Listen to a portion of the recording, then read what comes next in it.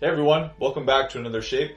We are on our 10th shape now out of the 12, and this is one that, again, a lot of you have been guessing. It's called, obviously, the tuck, okay?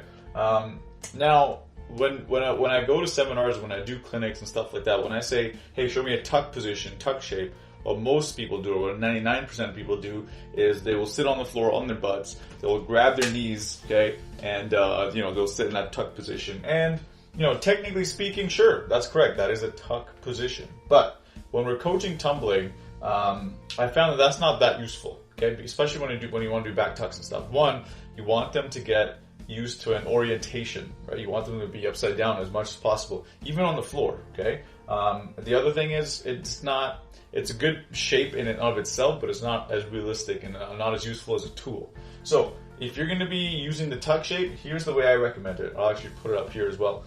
It's in that candlestick type position, but in a proper tuck position as well. So you are your knees in. So actually, let's go over the 4 things that I would look for when I teach a really good tuck shape. Okay, this is especially useful when they're starting to learn that back tuck and they're about to, or doing the back tuck rollouts. If you have my posters, okay, before they're even allowed to try a back tuck as a skill, you have to know how to roll back properly, right?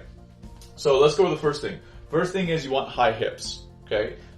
If you've ever seen a back tuck that goes up and it kind of rotates slow and it comes down and then like someone falls forward or they don't really make their rotation, chances are that they brought their knees up, but the knees are not the only thing that makes a tuck rotate. In fact, a lot of it comes from the hip drive. So you want them to make sure that their hips are high, okay? So that's what you'll see over here. Their hips are up, okay? The second thing you want to look for is, again, those ear muscles we talked about.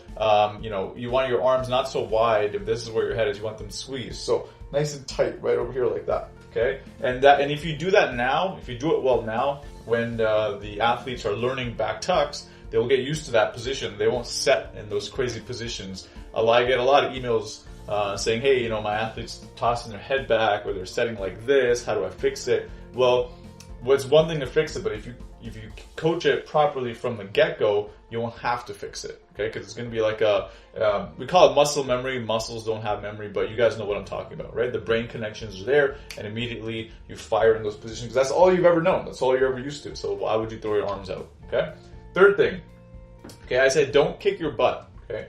A lot of times when they're holding this position, the candlestick tuck position, their heels will be all the way down, touching their butt. Okay, and that's something obviously we don't want, because the toes actually make things flip. Okay, you actually want the toe flick in the back tuck or a layout. Okay, you want that there. So as they're coming out of the set, and as soon as they kick their heels to the butt, you're going to kill their rotation. Okay, and the fourth thing we're looking for is you want knees over face. Okay, not touching the face, but over face. A lot of times, I've seen back tucks or even front tucks actually, when they'll go up and they'll go for the tuck and they'll just kind of do this, okay? Knees to face or knees to nose, okay? If you've ever seen a kid, or if you've been someone, I know when I was young, I did a front tuck and I kneed myself in the face, so I know what it's like. So one thing I want to make sure is that tuck position isn't that super tight tuck position while we're turning shapes. It's actually more of like an open tuck position, okay? So those are the 4 things that I look for. This is how I coach tucks. Now we got 2 more shapes coming up, okay? Right here and here.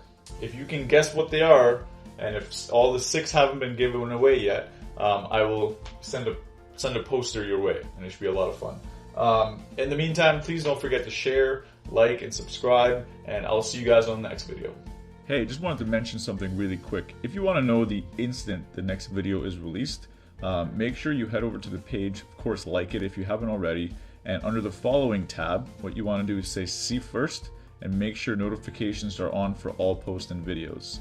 And what that will do is, as soon as the video is released, whether I release a new drill, a new awesome tumbling pass, another one of these shape drills, and all the other stuff I'm going to be releasing soon, it'll show up in your feed right away saying, hey, Addicted to Tumbling launched a new video, go ahead and check it out. So I hope that helps. Please go ahead and do that. And if you haven't already, make sure you subscribe to the TumblingCoach.com newsletter, and I will see you guys in the next one.